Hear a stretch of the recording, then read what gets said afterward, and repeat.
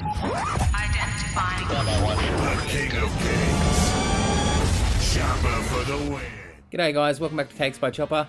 Today we have Garfield for you. This is a special dedication going out to Anna, Jay and Jesse, who I just spent 2 weeks with and had an amazing time. Thanks guys.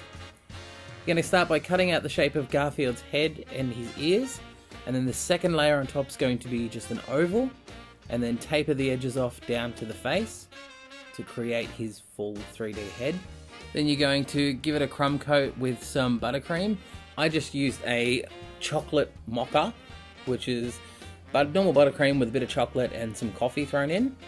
It tasted really good because the cake was actually flavoured orange as well. So it was a mocha choc orange. Really interesting flavours for Garfield. Once you've got that covered over, you just need enough to stick the fondant to the cake, so you don't really need to give it a lot of buttercream over the top of it. If you do, just try and make it even all the way around.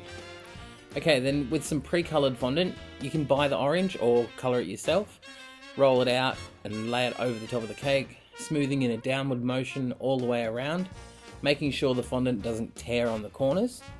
Then cutting off some of the excess.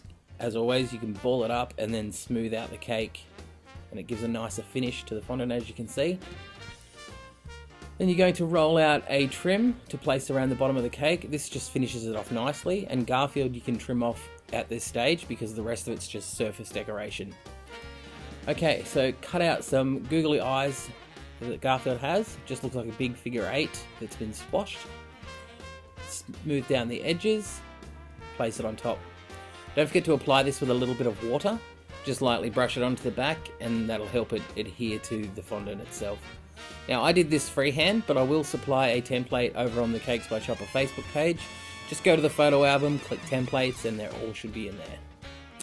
Okay, using a little ball of pink to push it onto the nose section and round it out to how big you think you need it. And then a half figure 8 to cover Garfield's eyes and give him that, I guess you'd call it a content look that Garfield always has. Then you're going to trace around the eyes with some black liquid food dye, draw in his eyeballs, and then trace around all the detailing on the face.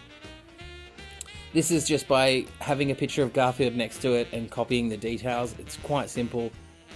You just got to line everything off because it is a very cartoon looking cake. Quite thick lines look really good with Garfield. You may have seen him on the Today Show. I had so much fun this week with a lot of press and a lot of media, which was really exciting, and I'm very thankful for it. So thanks to you guys for watching and help bring this channel up to be what it is. Okay, moving on to the ears, you're going to paint in the top sections and just a few lines down to give it that hollow look, and then go around the sides of his face, putting these set of 3 lines that start off about 1.5 inches long and then taper upwards, each line getting smaller. And then you're going to use the back of the paintbrush to apply 3 freckle dots for where Garfield's whiskers should be. And then go around the rest of the cake and have a look, make sure you get your lines nice and neat. Give him a little chin piece, and there you've got Garfield done. It's a great cake, very simple, very quick to do. Anna, Jay and Jesse, I hope you love this Garfield cake. If you have a Garfield fan in your family, I'm sure they'll love it. Make sure you like us over on Facebook to stay in touch with any updates and news. Thanks for watching, and I'll see you next Friday.